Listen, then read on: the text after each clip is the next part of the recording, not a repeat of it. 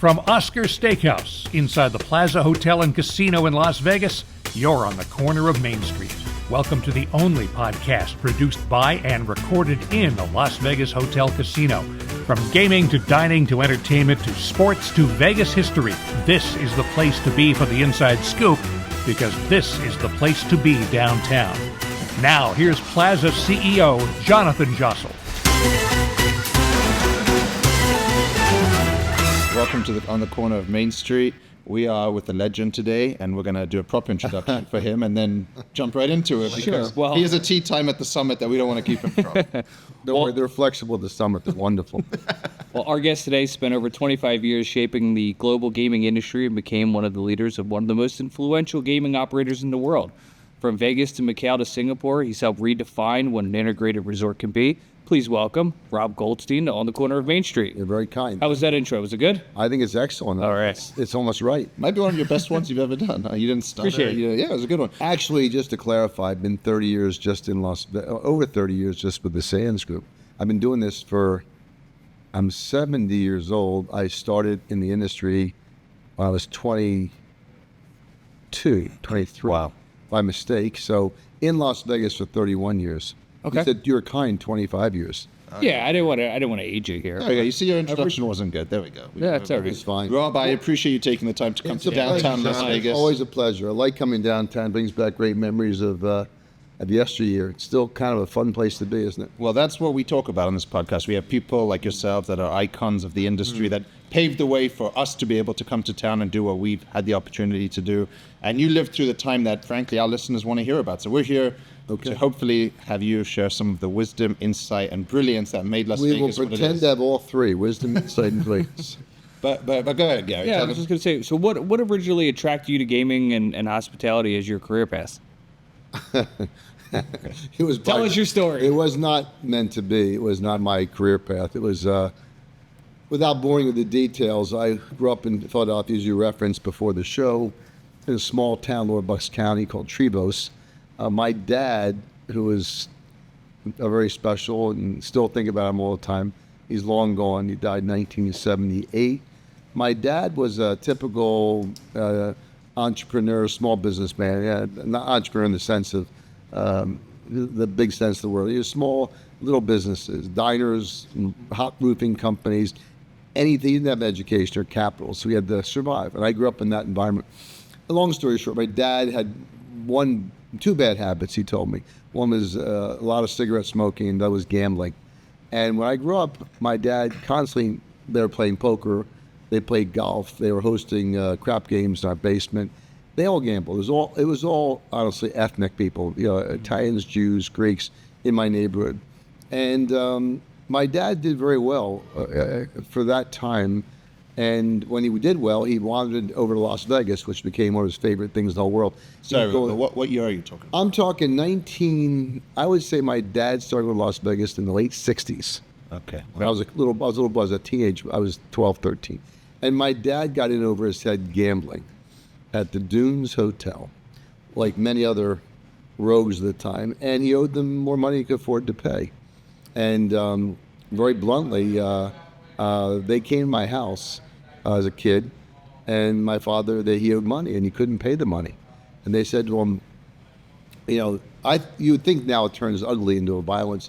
Not whatsoever. It was actually a very pleasant conversation. They offered my father a job, as he put it, helping them recruit other people like him, which was code for other degenerate, gamblers. Mm-hmm. My father became a junket rep in the late 60s. I was a kid. And in my neighborhood became somewhat infamous because Las Vegas was known to be less than, clean. Uh-huh. There's questions about. And so my dad became a gambling junket rep, which he loved because it now enabled him to go to Las Vegas constantly and gamble more. And like most things my dad touched, he got very good at it. And I would say within a year, he was running a gambling group every month, 150 men from Philadelphia to chartered planes to Las Vegas. And I would tag along as a kid in the summers to help my dad, busy work and, help him with residence. I was a kid. So you knew he was doing this? Oh, no, my mother, we were in the neighborhood, became legendary because everyone assumed my father was in the mafia because Las Vegas in 1969 was not exactly known to be, Right.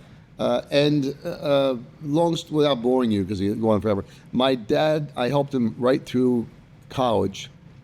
But in my second year of college, my dad, who smoked a lot and drank a little bit, got sick, went to the hospital. And he said to me, Rob, I have a problem. I have all our money tied up in these charter airplanes all summer. It was 1974. I was 19 years old. He said, so I need you to run back and forth to Las Vegas and run the gambling junkets, which I thought he was kidding because I was not just unqualified, I was even underage. Yeah, I was going to ask, how old were you at this time? I was 19. Okay, yeah. And I got very scared. I said, I can't. I could never do that. He said, no, you've watched me do it. You've been with me. You know how it works. You can do it.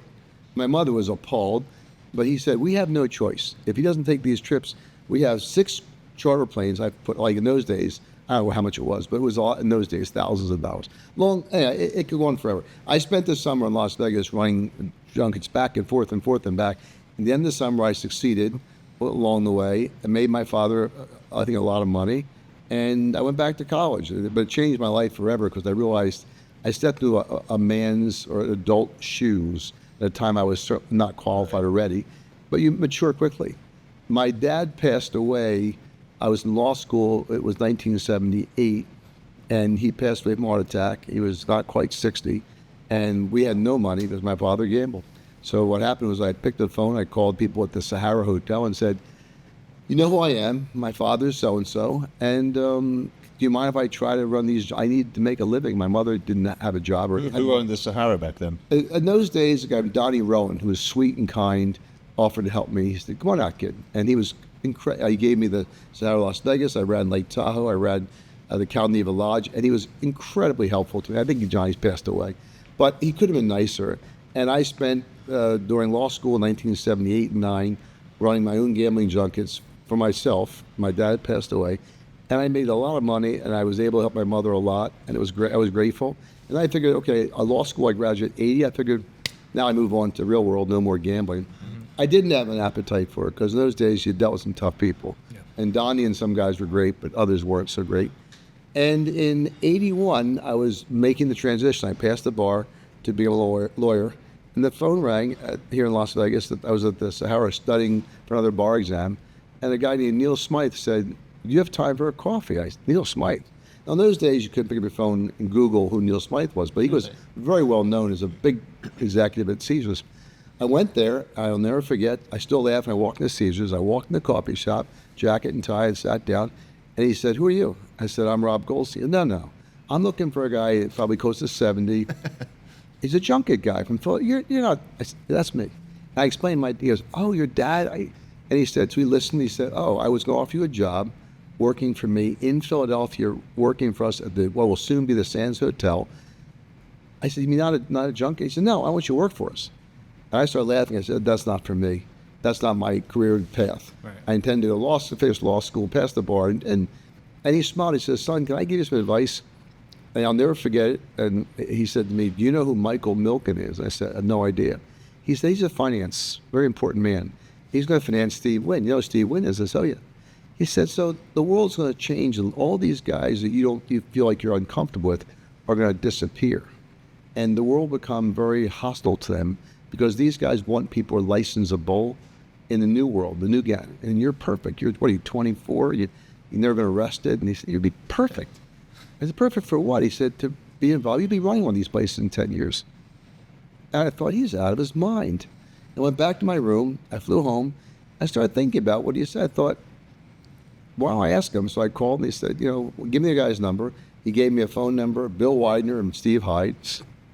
I drove to Atlantic City and interviewed with those guys. And same reaction. They said, we thought this guy was like an old guy. How old are you? And that day changed my life because I said to myself, they offered me, I think it was $60,000 or $70,000. Law school jobs were coming out 12 to 15, in that range. Wow. And I was making more than that with junkets, but they said, this is a career path. And they gave me the same pitch. And that was 44 years ago. I've never stopped. Incredible. Wow. That's the truth. That's the whole story.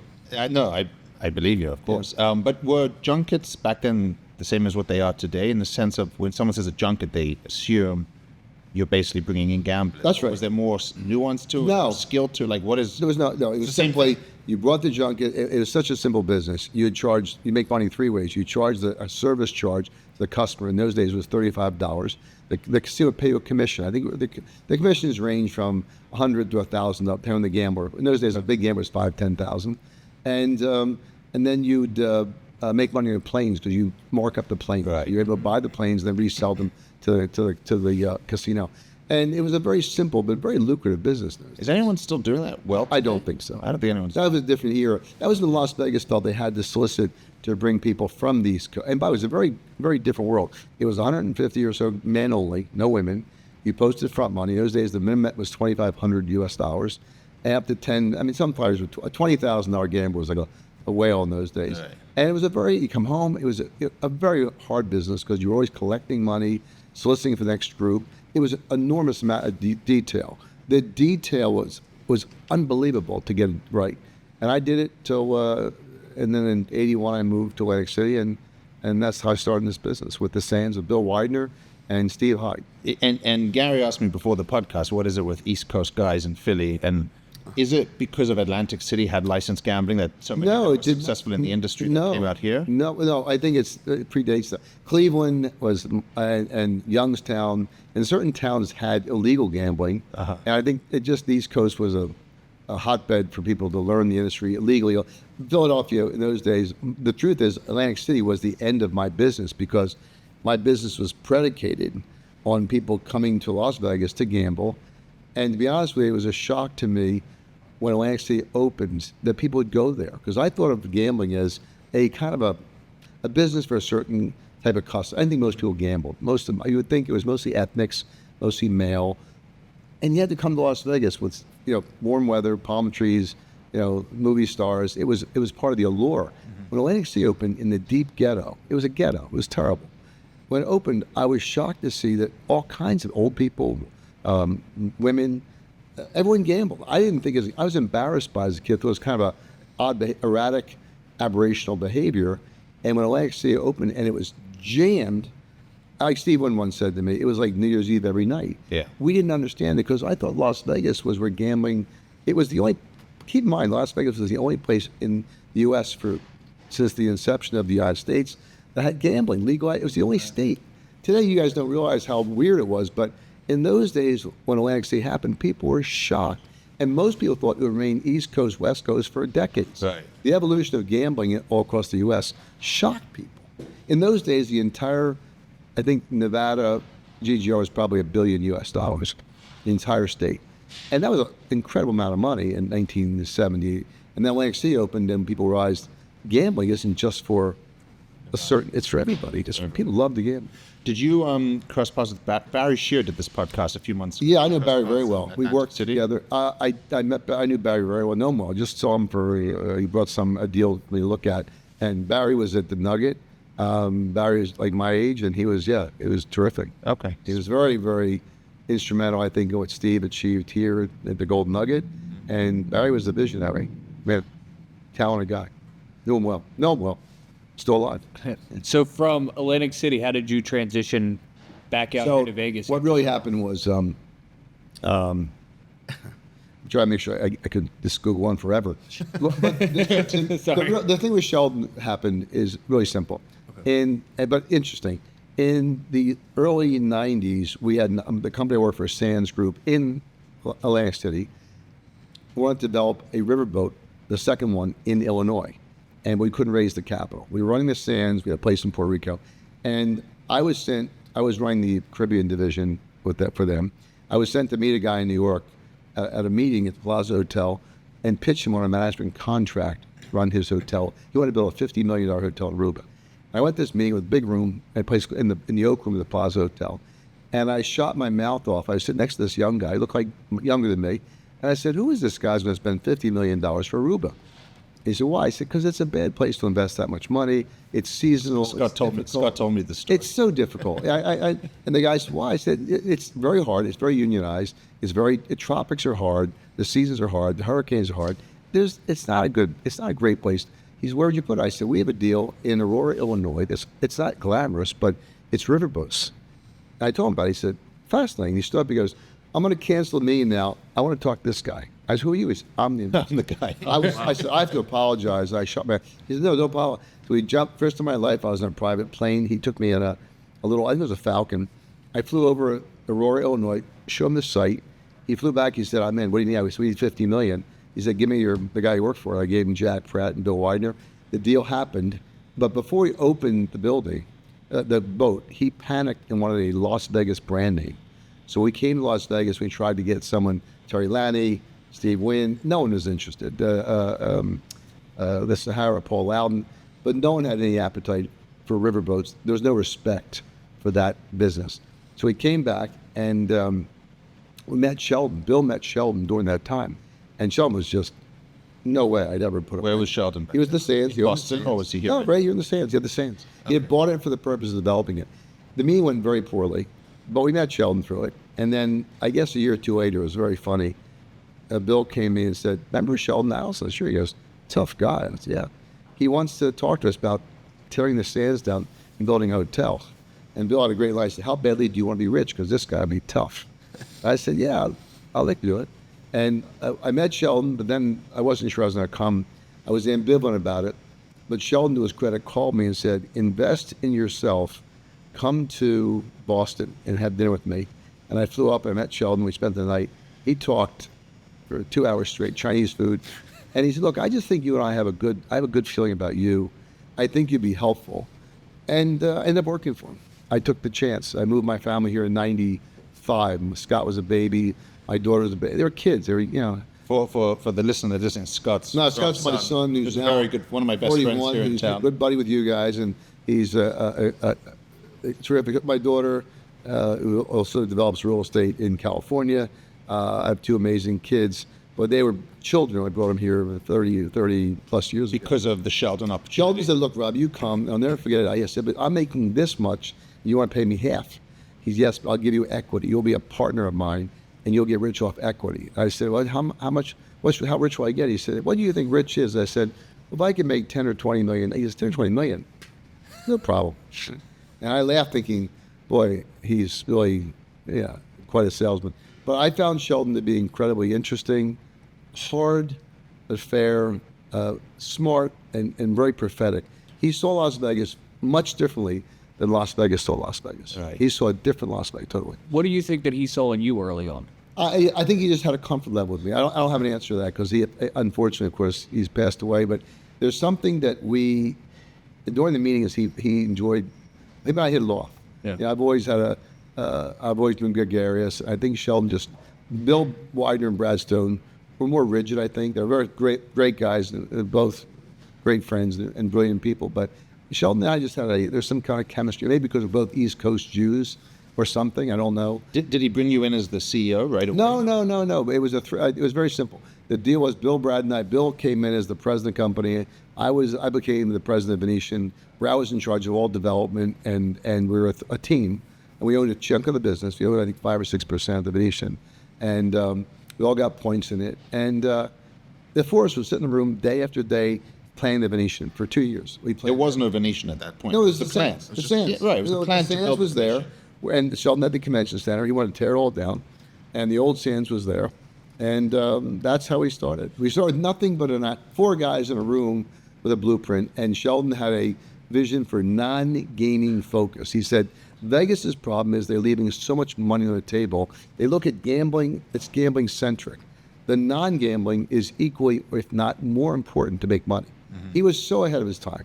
He was really a visionary. And people would say, what's he talking about? The money's in the gambling. And the only guy I can remember back in those days, Jack Binion. We had lunch one day and Jack said, this guy, there's something about him. Jack was very... He still owned Binion's back then? Yeah, Jack was here in town. And Jack, we were friends. And he said to me, there's something about this guy that really... He was the only person actually who said, this guy, Sheldon, there's something going on. He might be onto something. He's got something. He's very smart. We tried to, on this podcast, sort of discuss the legends of Las Vegas. And for us, Jackie Gorn built the plaza. Yep. I don't know if you ever had any interactions with Jackie. I did not. And then, obviously, we talk about Steve a lot, Steve Wynn. Who? And Steve, and one day he might do this podcast. But obviously, Sheldon is someone that Sheldon is like right you just there. said. No, there's two people I think in this town that they should erect very large statues. And I know it's not Steve Wynn. People get upset about things, but Steve Wynn, flat out, no holds barred, no questions asked, was a visionary, and this town owes him. I read some recent negative comment by somebody about him. You don't have to like Steve in some respects, but you have to have deep respect and deep admiration for the vision and the design sense.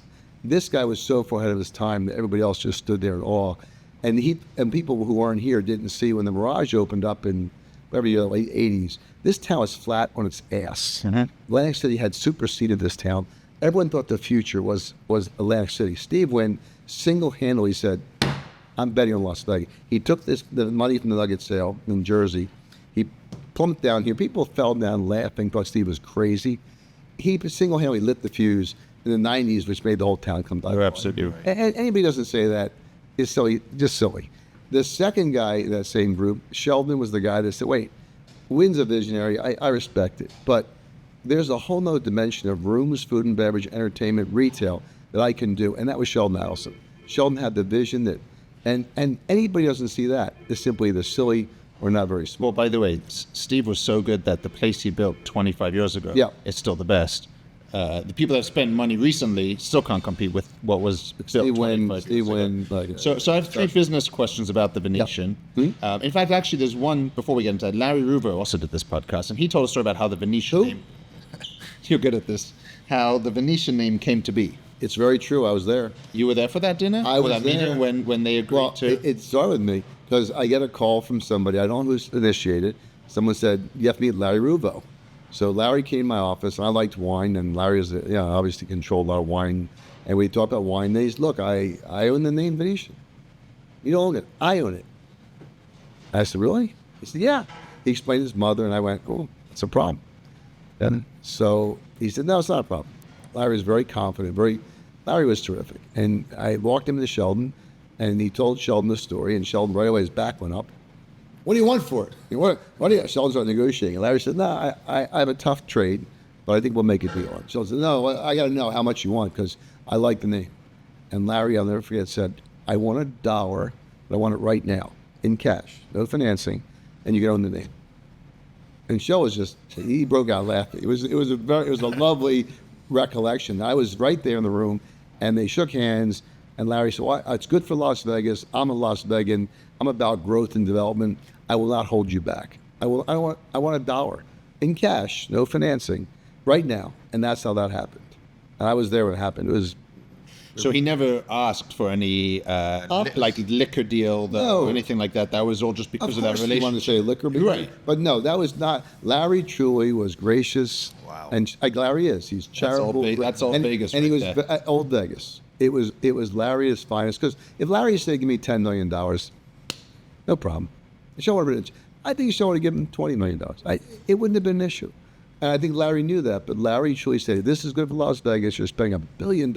In those days, $1 billion, they build restaurants for that. But in those days, $1 billion was a big deal. Mm-hmm. And he walked out, he said, I like that guy. He said, that's a real guy. And Sheldon used it, he said, that's a mensch. Yeah. And Larry, I've been friends with Larry forever. And he just, him and Camille, look what they've done. I mean, Larry obviously made his fortune in the industry he was in, but Larry, Camille, their legacy is they're incredible around the corner, what they've built here, what they've done for Las Vegas. The Alzheimer Research Center, which we talked about on the podcast. Okay, so the three business questions I had for you is, one, what is the value of a theme in a hotel? Today, everyone builds these nice-looking places, but no theme. But when you guys did it, whether it was Bellagio, Venetian, Palazzo, Treasure Island, these themes, I think it was Alex Yamanijian who said there was a real premium on a theme. I don't know if that's true or not, but well, there was a real belief. I don't know if a premium is right. I think it was a real belief that you need. I'm just laughing because at the old, the Stratosphere, they were building it in those days. There was a conference when they just opened it. There was a conference there, and a young Wall Street guy. We were still wrestling with the theme. Well, because everyone had a theme. Alex is right. In those days, you had to have a theme. Okay, that was the thinking. Not true anymore, but in that moment in time, because Steve had this Polynesian theme, Mirage, and then he had there's always themes. New York. Yeah, you couldn't just build a hotel and call it the whatever. So I'll never forget these young analysts. We're having dinner, and Sheldon was in a bad mood, and he said to Sheldon, what is your theme? We were wrestling with the theme. We'd been all over the world. What is your theme? And Sheldon turned and looked and goes, my theme's making money. And the kid walked out, he's like shaking. I said, Sheldon, he says, I'm tired of these people with their questions. We figure out the theme, and we finally, after looking at a million options, end in Venetian. I don't think the theme is as important as the execution. Look at the Wynn Hotel. It's not a theme. What really in the end was Bellagio. It's a name.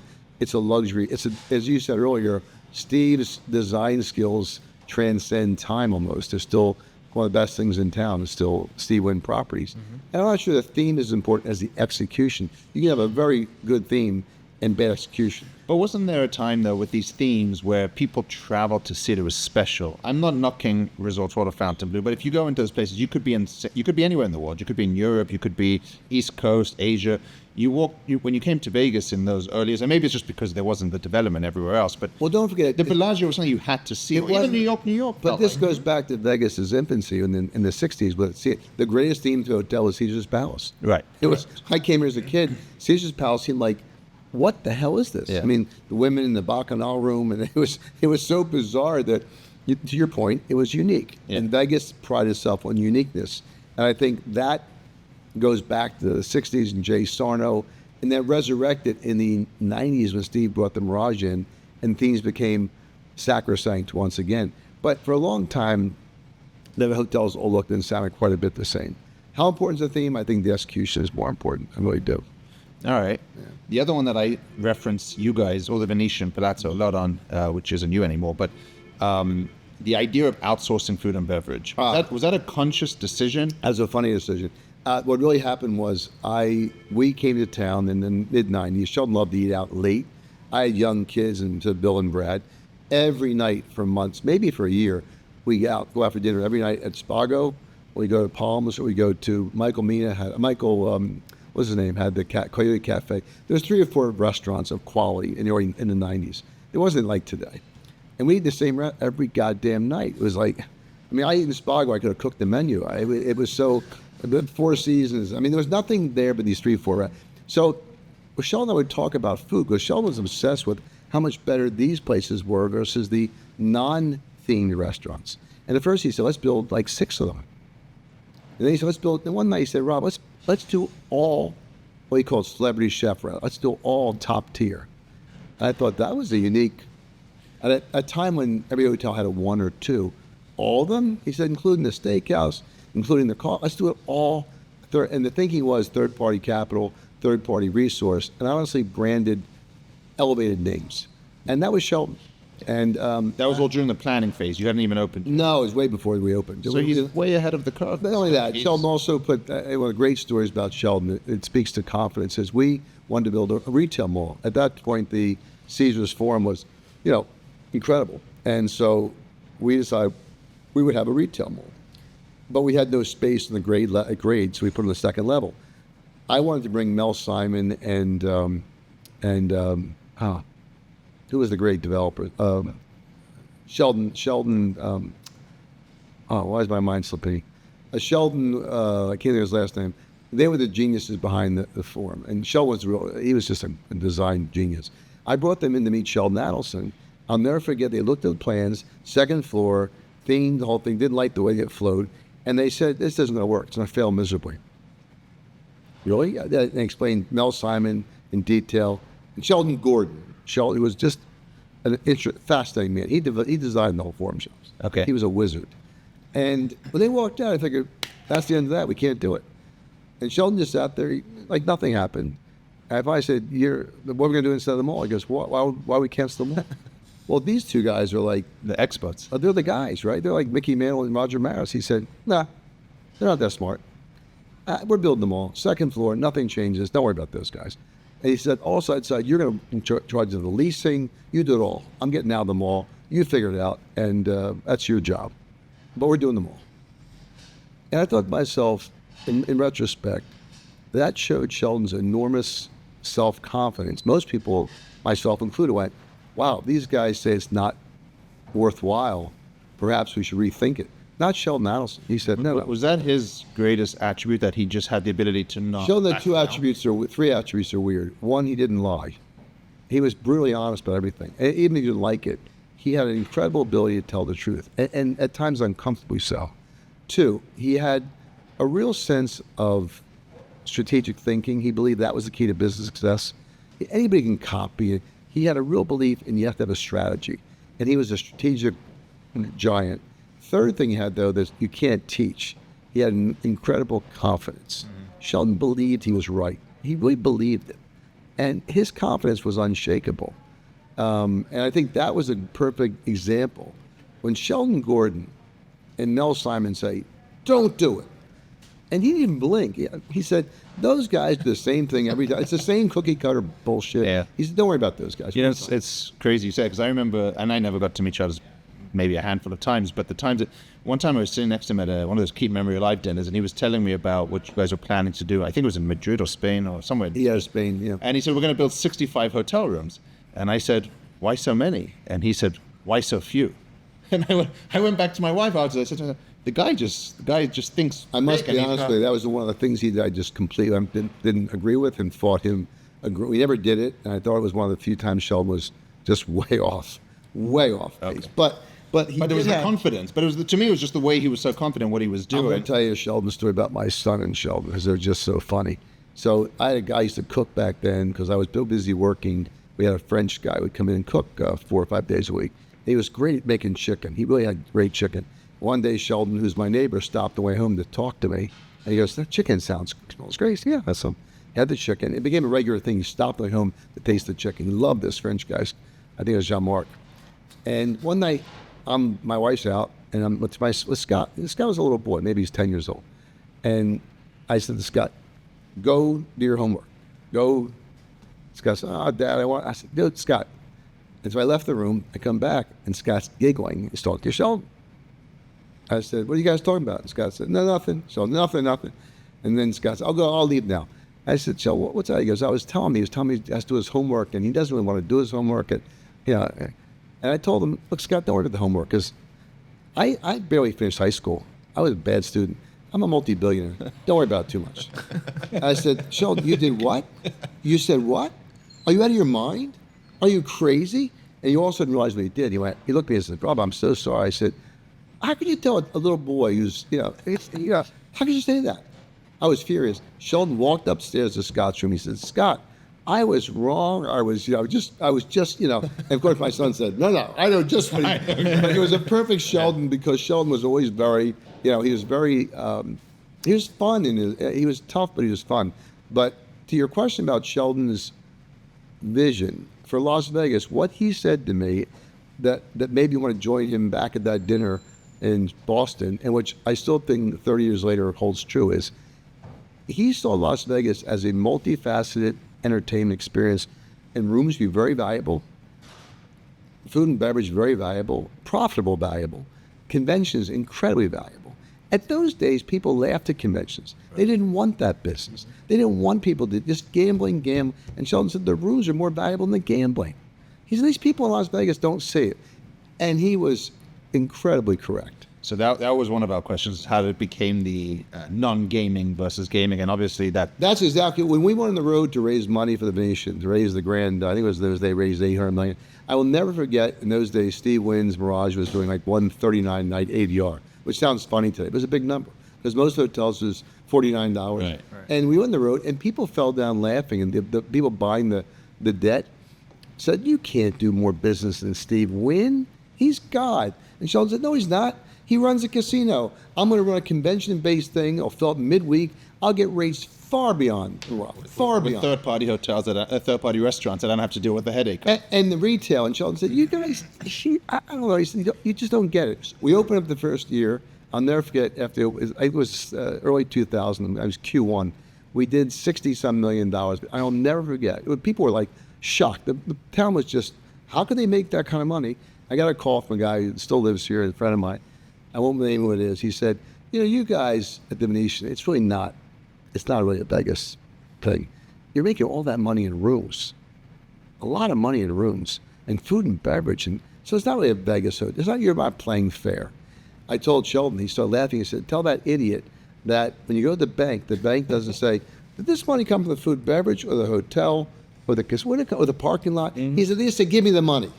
And that was Sheldon to a T. When he did that, anybody who was here in those days, Alex or Jim Murren, anybody who was honest will tell you that turned the thinking. Just like Steve Wynn turned the equation around when he built the Mirage, he flabbergasted the value of that. He made people realize Vegas is valuable. He was right. Sheldon was right. All of a sudden, people went, holy shit, there's a lot of money in the room side. And the banquets, we were doing $150 million a year at 70-point margins. No one could conceive of this.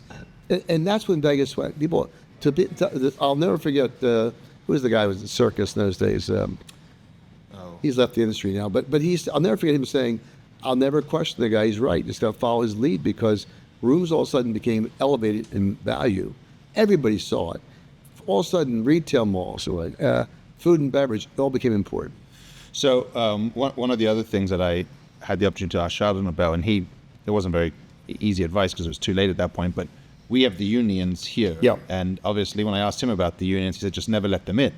We were too late because the unions were already here, but somebody told me that you built the property line out to the street or something so they couldn't picket it. That was a real thing? Yeah, it was a real thing. He was very much a believer unions were destructive and didn't add value, and it was very misunderstood how much he believed this customer service and the viability of the business plan was impacted. But it wasn't, people thought it was financial. The truth is we paid very well. More, exactly. We paid more. Yeah. It wasn't about saving money. It was about quality of service and preserving your right to run the business as you saw fit. Yeah.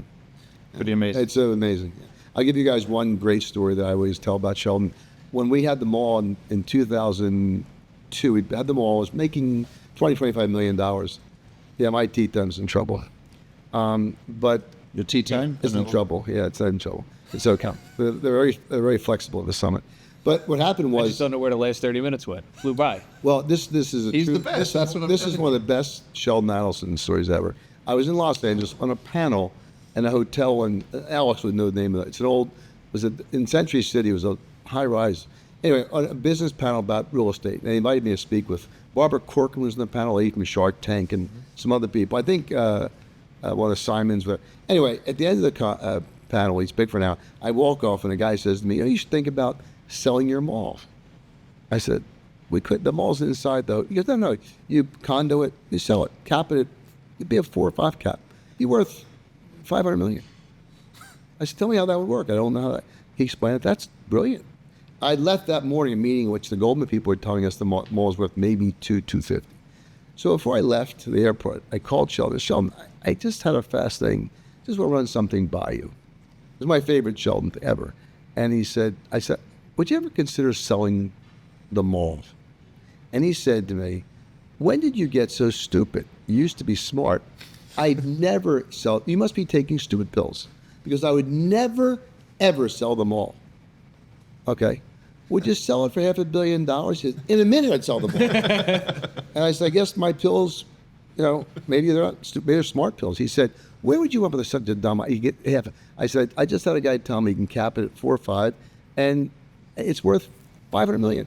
So he said to me, call Mike Fascitelli or David Solomon. I actually called Fascitelli, who was the Goldman guys. No, Dave was a Goldman, but Mike was running Venado. He left Goldman. He was running Venado.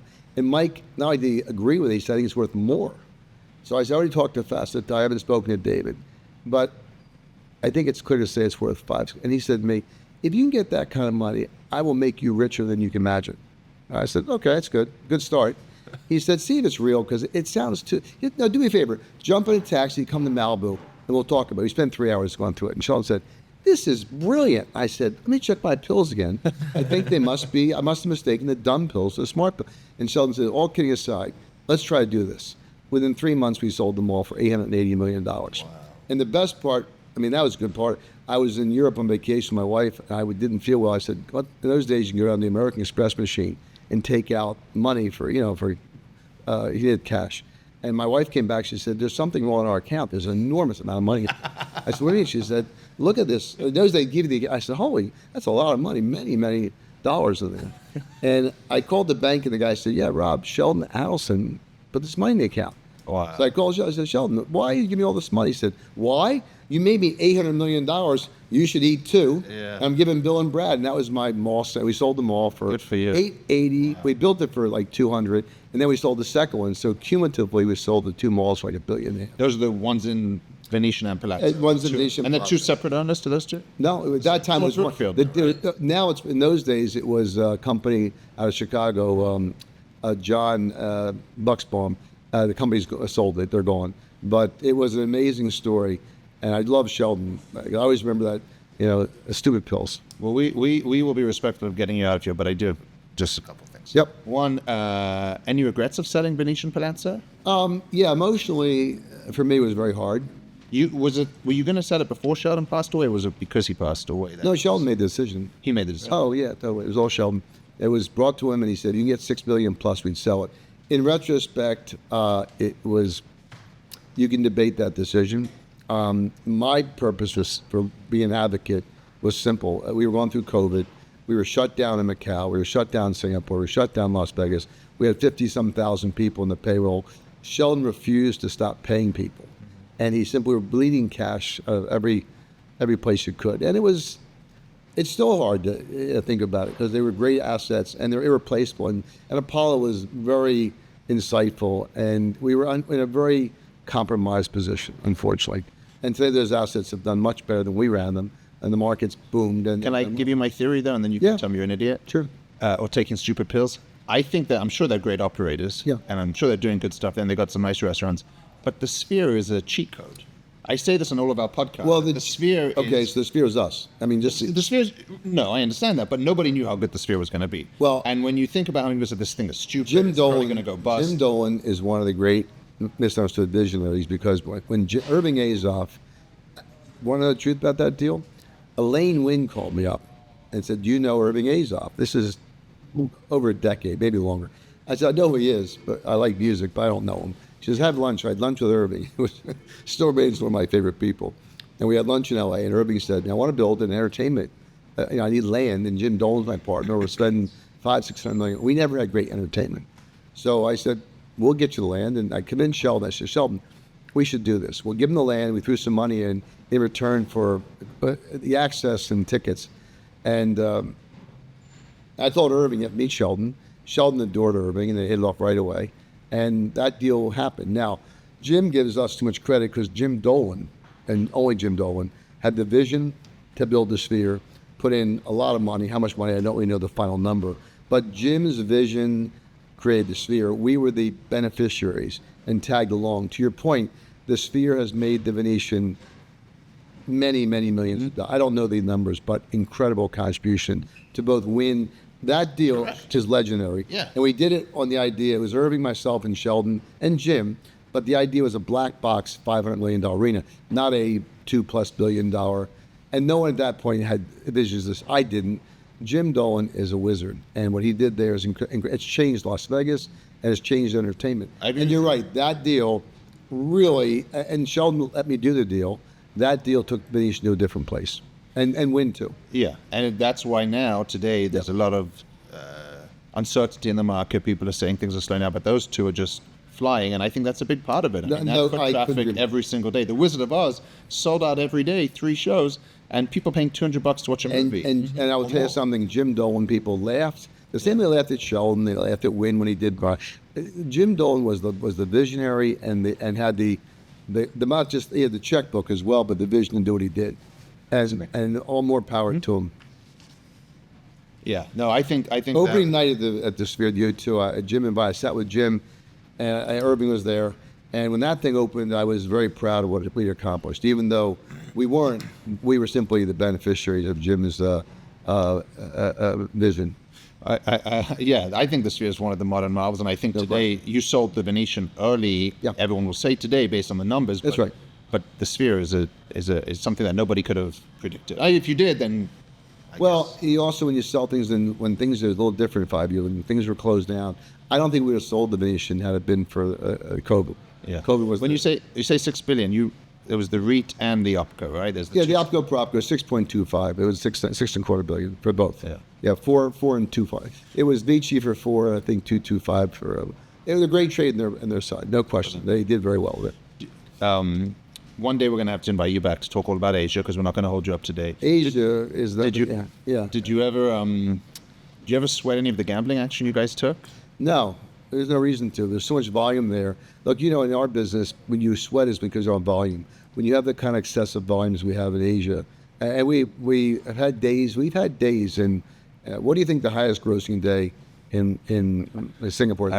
Singapore. What do you think? Singapore, you're going to make $3 billion in a year. Yep, we'll make close to $3 billion. We've been making $600 million a quarter, so we're doing very well. We once had a day in Singapore we did $90 million one day. That's a good quarter. But the truth is, you don't need the sweat action when you have the kind of business in Macau and Singapore we do. The volumes are magnificent, and when you have great volumes, the whole percentage work just takes care of Anybody itself. sweats that every day is silly, unless you've got one or two. We have hundreds of customers every day, so it's not like you're worried about it. We have days you lose $50 million there, big numbers. Yeah. But no, we don't sweat that. Don't need to. Now that you're going to be leaving Sands, Yeah. formally in March, what's next for you? I don't know. I'm looking at 2 or 3 things on my own that I'm looking at doing. I'm fortunate I don't have to work. I like to work. I like to solve problems. I like to manage people. I like to bring value to things. So I'm excited about doing something. I'm working. I won't tell you which. There's 2 things. One here in town, a very, very big thing here in town. That may In the never- industry? Oh, yeah. Yeah. I was staying game. I'm not going to start selling pizza now. I don't know, actually. I would do one I'm looking at one thing here in Las Vegas. And there's something else I won't say where. But I like to keep working because, first of all, my wife is amazing what she's done. From back to school during COVID and got her master's degree, and she's in marriage family therapy, and she's works day and night. She's got a thriving practice. My daughter has a wonderful fast food and development business. Scott, as you know, makes a living in real estate. So I'm the only dog in the family. I've got to make a living. So I got to figure that out. But I like to work because it's good for you mentally. Yeah. And I'm working some things. And I'm not cut out for boards. I'm not cut out for consulting. I want to do something, but I don't know yet. We'll see. We'll see if these things come. Well, when you're ready, we'd love They're to have highly you back to talk speculative, about but they're one, if it happened, would be on a level that would change Las Vegas. And there's one man who can make it happen, and he's in Europe. And if he says, yes, we're going to do something special. We'll see. That's a cliffhanger. Yeah, You absolutely. want to do your ending question? Yeah, so we ask all of our guests, do you have any career or life advice, words of wisdom for our listeners? Young people interested in the industry? I think it goes without saying you have to be somewhat intelligent. But I think you also have to be somewhat driven and really want to do things and be passionate. And you have to be somewhat lucky. Anybody who's honest about their success realizes there's decisions you make along the way that you don't know when you're making them that they're monumental in your life. I made a few of them in my life. One was to join the industry at 81 when Neil Smythe said to me, come work in Atlantic City. I thought, is he out of his mind? I mean, this industry is full of questionable people. But I made the decision to try it. It was a good decision. When Sheldon said to me, join me, I made the decision. I think you have to be somewhat fortunate in your decision making, and you have to work hard to get the opportunities to be fortunate. There's a lot of very talented people in every industry. Today, the world's full. When I joined this industry, it was a dearth of really talent. It was a very weak industry. Today, the opposite. There's so much young talent here. You have to be fortunate to be in the right place but you got to put yourself in that place. But I think that's the only advice I can give people is you can't give up. You work very hard. You can't get discouraged, and understand how you deal with adversity is probably more important than how you deal with success. Success is easy to deal with. Right. It's the adversity when things don't go your way, you don't get the chance. But you've got to be fortunate enough to try to take chances and have someone give you that opportunity or create your own opportunity. And that's the best advice I can give people. There's no simple, clear path. You know, both my kids are entrepreneurs. They have good days and bad days. My wife, after she was over 30 years old, built a whole new career. And she started from scratch, went back to school. And to me, that's incredible what she's doing. She sees hundreds of clients. She has built a whole business from scratch on her own because she wanted to. Yeah. And she was not a child when she did it. So I think that's all I can tell people is you've got to be, fortunate, but you have to work really hard to be fortunate. Thank you, Rob. said. Thank you so much for your time. We appreciate you. Hopefully you get to your tea time. No, I'm in trouble with stuff. But I really enjoyed talking to you guys. You're right. 50 minutes went by and felt like 10. Yeah. So Joe Rogan's not coming. Joe Rogan's not coming. No. And we get somebody left us a bad review on this podcast for saying that we have these amazing guests, but we feel that we rush them. But I'm trying to tell them that it isn't always us. Our guests are also very important people that have a lot of places to be and things to do. I would say that disregard that. I do. It was very enjoyable and it went very quickly. Thanks for your time. Thank you, Rob. Appreciate you. You guys. You a fan of On the Corner of Main Street? You're listening, so we'll assume that's a yes. So share the love, rate, review, and tell a friend to subscribe. Also, follow us on Twitter and Instagram @PlazaPod, on Facebook, Plaza Podcast, and feel free to write to the man himself @Jonathan Jossel. We'll see you next time, right here on the corner of Main Street.